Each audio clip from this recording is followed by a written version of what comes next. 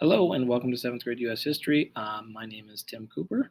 I will be your son or daughter's 7th grade American history teacher and want to spend a little bit of time hopefully talking about what that we hope looks like for this year.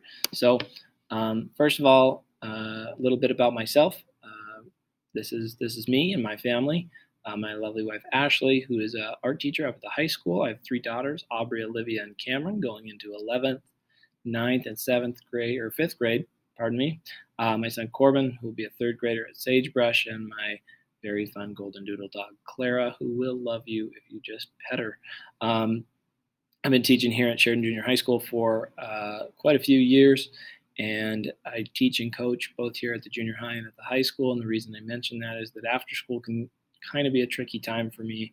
At lunch and before school are always going to be a better time for me to work with students. I'm of course available, whenever any parents or students need me.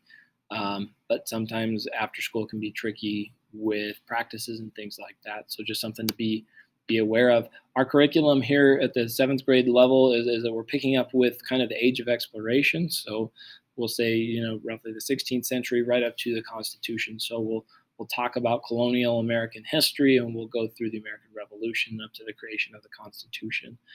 That's kind of the time period or the span of American history that we cover. Ultimately, it's not a ton of content that we're covering. We cover less content, we like to think, so that we give students more opportunities to slow down and think about history in a little bit deeper level. As far as grading and homework are concerned, I'm not going to have a lot of homework. As long as students use their time well in class, we're not going to assign a lot of out of class schoolwork. Grading going to work like it has, everywhere, I guess, at Sheridan Junior High School, and that's that we are on a 4-3-2-1 grading scale. We're standards-based grading, and so we try to make it as clear as we possibly can to our students what they need to do in order to accomplish at the level that of course, that they can, and try to push them a little bit beyond that as much as we possibly can there.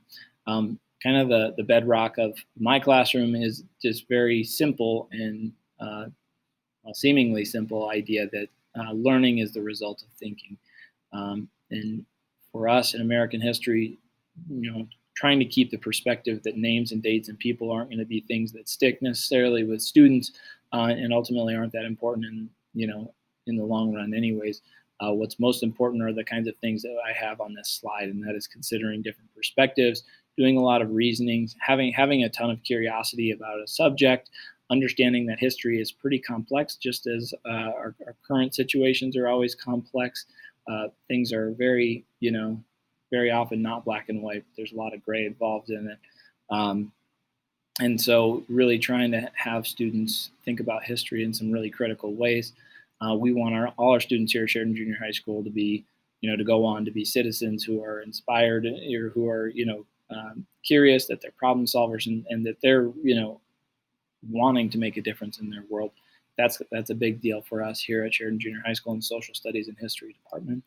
If you have any questions, or you need anything, have any questions, concerns, please let me know. You can email me anytime. My cell phone number is right there. And if you have any questions, of course, that are beyond just my classroom and COVID related, please visit www.scsd2.com. Thanks for your time. Remember that you make America both good and great.